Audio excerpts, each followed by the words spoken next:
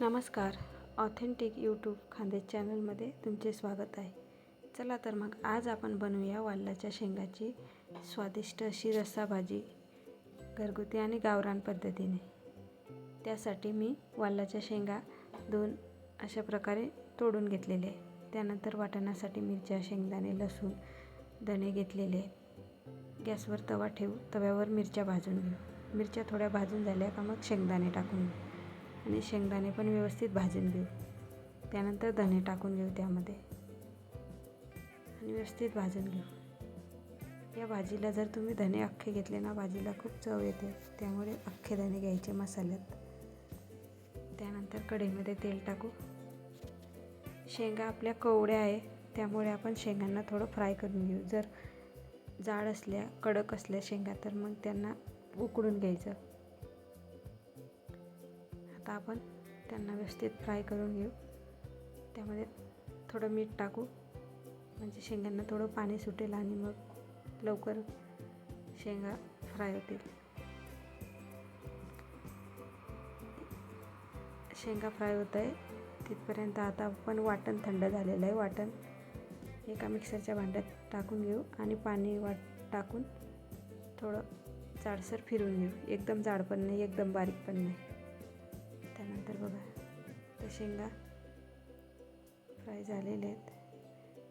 अजून थोडं 2 मिनिट होऊ द्यायचं असेल तर होऊ देत किंवा काढू पण शकता तुम्ही. तर थोडं 2 मिनिट झाकून ठेवलं. बघा आता किती मस्त कलर चेंज झाला आहे शेंगांचा. आता आपण त्यांना एका ताटामध्ये काढून घेऊ थंड होण्यासाठी.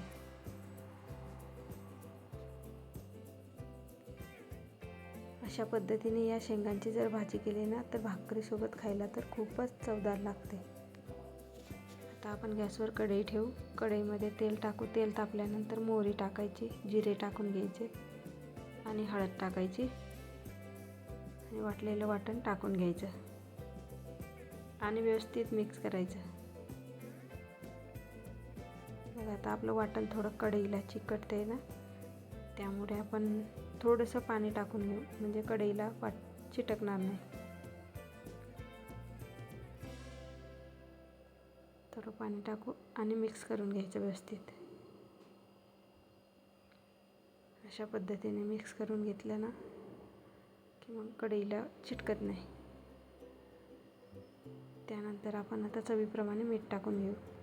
शेंगांमध्ये पण मीठ टाकलं आहे, त्या अंदाजाने मीठ टाकायचं. त्यानंतर शेंगा टाकून घेऊ आणि व्यवस्थित मिक्स करून घेऊ. मिक्स केल्यानंतर 1 मिनिट थोडं होऊ देऊ आणि मग 1 मिनिटानंतर आपण त्यामध्ये पाणी टाकून घेऊ.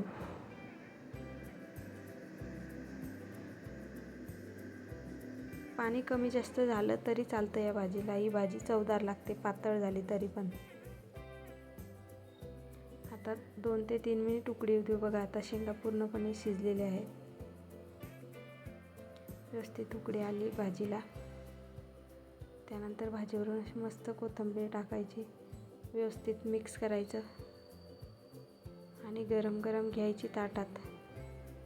अशा पद्धतीने वालाच्या शेंगांची भाजी तुम्ही पण करून बघा. आणि ही रेसिपी जर तुम्हाला आवडली असेल तर व्हिडिओला लाईक करा. अशाच नवनवीन रेसिपीसाठी आपल्या चॅनलला सबस्क्राईब करा. थँक्यू.